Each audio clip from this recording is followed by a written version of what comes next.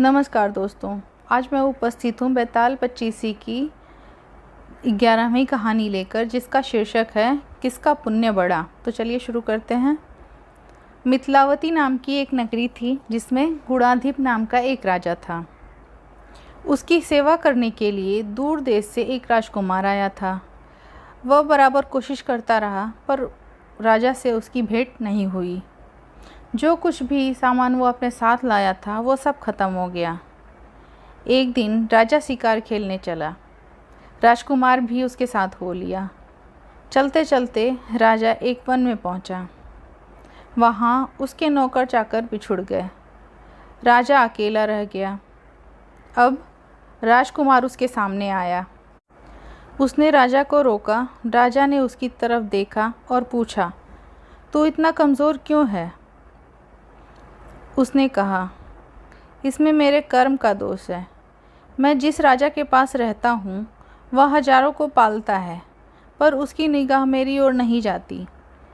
राजन, 6 बातें आदमी को हल्का करती हैं: खोटे नर की प्रीति, बिना कारण हंसी, स्त्री से विवाद, असज्जन स्वामी की सेवा, गधे की सवारी और बिना संस्कृत की भाषा।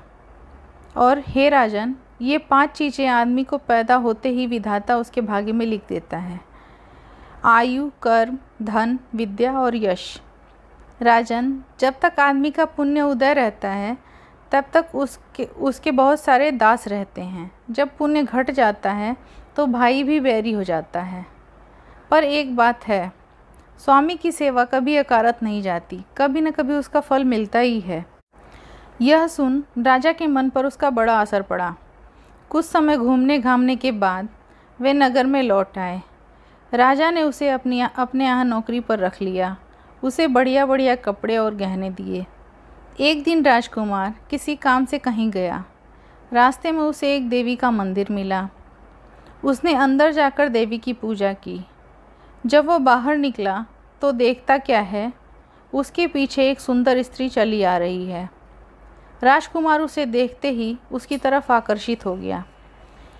स्त्री ने कहा, पहले तुम कुंड में स्नान कराओ, फिर जो कहोगे सो करूँगी। इतना सुनकर राजकुमार कपड़े उतारकर जैसे ही कुंड में घुसा और गोता लगाया तो वह उसके अंदर से ही अपने नगर में आ पहुँचा। उसने जाकर राजा को सारा हाल कह सुनाया। राजा ने कहा, यह अचरज मुझे भी दिखाओ।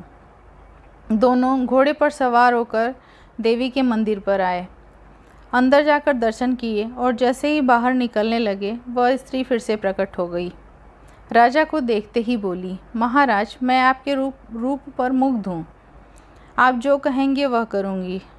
राजा ने कहा, ऐसी बात है तो तू मेरे इस सेवक से विवाह कर ले।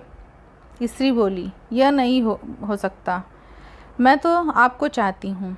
राजा ने कहा, सज्जन लोग जो कहते हैं उसे निभाते हैं, तुम अपने वचन का पालन करो।